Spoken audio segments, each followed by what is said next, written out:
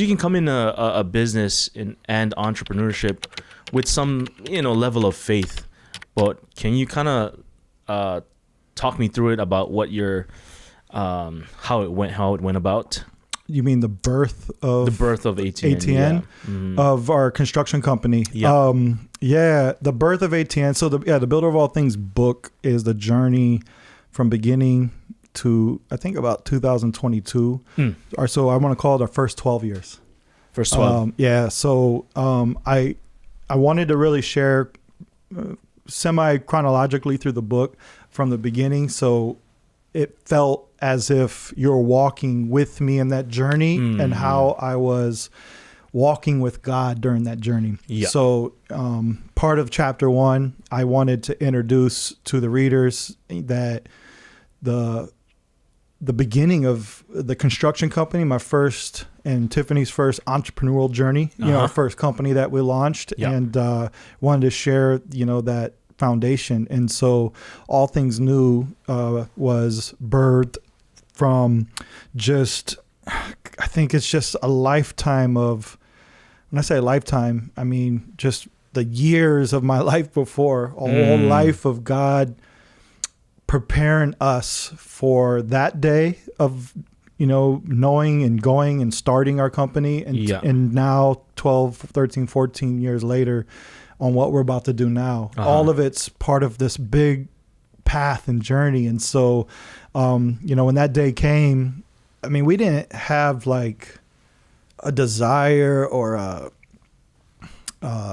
don't know how to really articulate it, but we didn't think, oh, let's start a business. What should we start? Intentional. It wasn't intentional at all. It was just like a lifetime of things that happened from, being a quarterback of a football team, the camaraderie, to going to college, to going to the Navy, and then going back home, and then trying to figure out what I'm going to do with my life, and then starting construction and being introduced to it at 24, 25 years old, and then joining a apprenticeship program, and then being at an amazing company for 6 years is, construction, how that tied into my football roots and military camaraderie. I felt like it all connected dots, and to a point where I got laid off. And then here I am in this barren season and trying to figure out what I'm going to do. And then all of a sudden, it's like things started happening. And so if I were to like speak into starting ATN, our construction company, or to other people who are on their entrepreneurial journey, I would say that there is a path, there is a stream in your life that God is operating in and keeping you within those boundaries. And if we could pay attention to what I want to use the word flow, there's a flow. So if you think of a stream usually it has a high point and a low point. And so there's a flow naturally happening from mountains or different, streams. So there's a flow always happening. It's always going one direction, obviously, or then it would be just sitting there and stagnant. Right. So there's a flow, and there's a flow in life. And if we can tap into that, just basically paying attention to the flow happening in our life. What are the things in life? How did God basically guide us in that flow, and knowing, just looking back at those things I just shared, why would he make me quarterback? Why would he put me in the Navy administration? All these dots started connecting, and God allowed these different people in my life and there's a flow happening. And so if you pay attention to that, and in God's stream and his flow, there's fruitfulness. And there's scripture to back that up, but there's fruitfulness in this flow. So if you pay attention to the fruit and to where the things are not dying, but living, and because when you force your own flow, you're going against the stream, and therefore causes friction and and pressure, and there's a lot of things. So if you could just follow the flow, and now if I'm going to bring this to like real life, tangible things, it's like when I'm at church and I don't know what my next job is, and then this guy comes over and hey, you looking for, your mom says you're looking for work, you look like 6'2", I'm like 6'3". You're a big kid, you ever thought about doing construction? I go, I don't know. Like, he's like, you ever thought about being a carpenter? I was like, I don't set carpet, you know, like Yeah. I didn't even know what a carpenter was. So, but that was, hey, I'll give it a try. But that was a stream moment. That was a flow moment. That was, I didn't realize it. And then when I jump in, I realized, you know, like looking back, the foreman was like, hey, you know, you're really good at this. I'm going to put you up here to do this. And then I was like, the growth started happening. The fruitfulness started happening. And so then I go to my, you know, construction company, and I just, there was a flow happening in fruitfulness. And so when you can pay attention to those and stop going against the flow to do what you want to do and what God wants you to do, it's easier flow, and doors start opening and things start happening. And that's what I started noticing in things. And so a day came and that flow was there.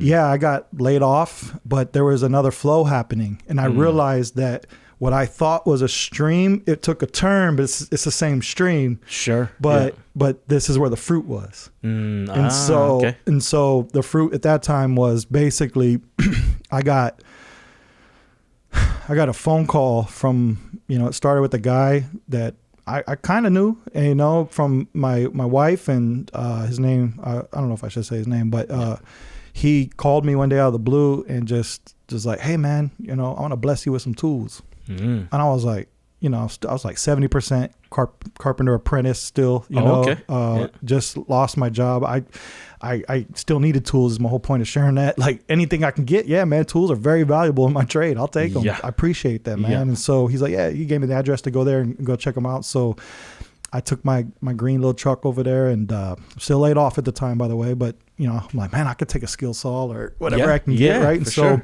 I pull up to the warehouse, and he's like, yeah, he started laughing, looking at my truck. He's like, man, you're going to need a bigger truck. And I was like,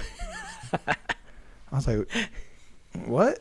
Like, is this a table saw that I can't get in there? Like, you know, so he opens up the warehouse door, and we go in, and this pretty big warehouse has about 3 stories high, has all these shelves, all these different tools. Like, it was just like a contractor's, you know, general contractor's warehouse, right? And so I was like, all right, cool. So we walked in, and I seen like there's this one table with some tools on it, and I was like, oh, that's it. So I was already looking like, I'm like, hey, that's not bad. I'll take. It's like a hammer and like a sawzall and some stuff. And I was like, oh man, I was pretty excited. Yeah. And he was like, all right. He was like, all of this, and I was like, huh? He's like. He was like, see these shelves? I need to empty these by Friday. And then I just had this like overwhelming feeling come over me. Like, whoa, wait a minute, what? Like, and he was like, yeah, man, all these are yours. And it was like shelves. I'm talking like not one skill saw, 7. It wasn't one table saw. It was like 3. It was like 3 cement mixers. It was like 4 wheelbarrows. It was like, you know, I mean, just shells and shells of tools. It was like, and he's like, yeah, man, you're a contractor overnight. And I was just like, why? I started tearing up and crying a little bit. And I was like, why are you giving me all this? He was like, look, man, I've been a contractor my whole life. I hurt my back really bad. I feel called to go on the missions with God, you know, and just do photography. I'm done.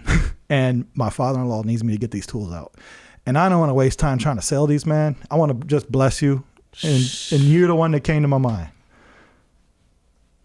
And I was like, I don't even know where to take these. Like, I don't have a warehouse to take your warehouse too, you know, like, so he was just like, I was like, all right. So I got on the phone with my 2 brother-in-laws, and we figured it out. We split 3 ways where I just threw a whole bunch of tools at his house, threw a whole bunch of tools at his house, a whole bunch at mine. And that was like, I think the moment I felt the stream, boom, shift. I felt it. It was like, boom, something's happening. This is different from me waiting on my call to go back to a 9 to 5. Right. I knew it. I knew it. I felt it. I was like, something's, and this was the moment in my life I started really serving God too, and really trying to change my way of walking too. I'm serving full time at the church. I'm like already on fire for God, and just like, okay, God, what are you doing? So first thing I did was go to my church, and I was like, hey guys, I told my story of the tools just like I just told, and I was like, I'm ready to do whatever you guys want. I want to serve the church. And then they were like, oh man, that's awesome. So a week went by, 2 weeks, called and was like, hey, is there anything I can do? And they're like, yeah, we do have something. Can you put this chair rail up? And I was like, light work. I was like, no, like some real work, guys. I was like, this can't be it.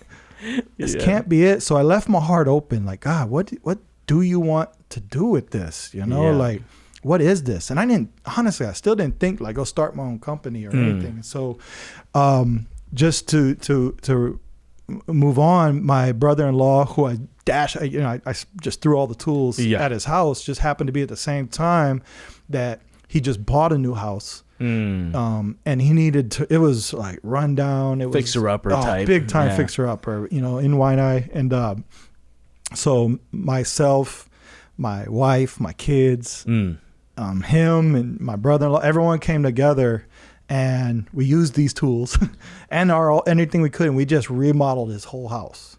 Nice. And so all sweat equity, all family love, and just blessed him. And he took care of like all the materials. I can't forget if he actually paid me. If he did, thank you. If not, God is so good.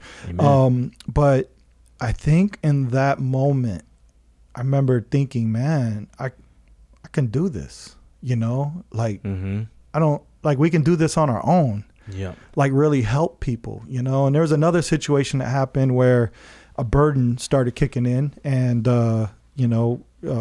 there's the guy who blessed me with the tools called and said there was this fireman who, just got scammed by a contractor, stolen $70,000 of down payment, some demo money, and just demoed the whole interior. Now this guy's kids, wife, paying for rent and mortgage at the same time, and just freaking out, and lost all his, half of his savings on what they were spending on this remodel. And so, the guy who gave me the tools was there full time trying to get him, called me because now I have all his tools. And so here I come with my team. And I think that story and that burden I felt that day, and then what I did with my brother-in-law is like two things. It's like, okay, something's happened. Now this I feel, like I felt a weight of a burden of like somebody's getting taken advantage of in this market. And then I really started paying attention to the market. I started going on Craigslist. Y'all remember Craigslist back in the day? That's how these guys get the scams. Because back then you go to Craigslist, try to look for a handyman or a builder. And so there was just guys going on there scamming, act like they knew what they're doing. And that's when it started coming together, man. I was like, if I were to speak to entrepreneurs right now, or owners of business owners, or people that desire to jump into business, if the stream is there and things are starting to line, you have to pay attention to a need. You have to pay attention to a burden, and know that if you're stepping into that need or that burden, I'm going to encourage you to step in with the builder of all things. And so the reason is going back to the spotter, is like, if you jump into a need or a burden or trying to fill an area and you feel like you're being successful, there are going to be ups and downs in those journeys, and you're going to need the builder of all things there. So understanding that, we were blessed with the opportunity to pray and put it before God and say, hey, is this burden for us to carry? Are we going to inject ourselves into this market? And so after prayer, after confirmations and certain things, God, gave us that green light and thumbs up to say, hey, I'm going to be with you. And I encourage you guys to start your first company called All Things New. And that's how it started, man. I mean, there's a lot more there, but to unpack that part was me and my wife paying attention to the dots being connected in the flow up to the point of making that decision to serve a need. And it's been fruitful, and that's what my advice is to like pay attention to the fruit. And what I mean is not that at Sack and Save, like when you're walking through the fruit aisle, but the fruit meaning that, when things are happening and are blessed, or doors are opening, or there's a positive flow movement. Positive meaning moving flow movement. And so that would be my encouragement, is pay attention to those things. Pay attention to where you came from, and all the things that God, those blessed things, like why are you athletic, or why are you super smart? Why are you certain things? And why are you not? Why are you not these things? And so don't try to force against the flow. Pay attention to what God has equipped you with and ready, and don't ignore those. Some of us are supposed to be super moms, some of us are supposed to be scientists. Some of us are supposed to be teachers. Some of us are supposed to be athletes. Some of us are supposed to be authors. Some of us are supposed to be rappers. Some of us are supposed to, these things God has carried and equipped and started a flow in our lives to become. Pay attention to those.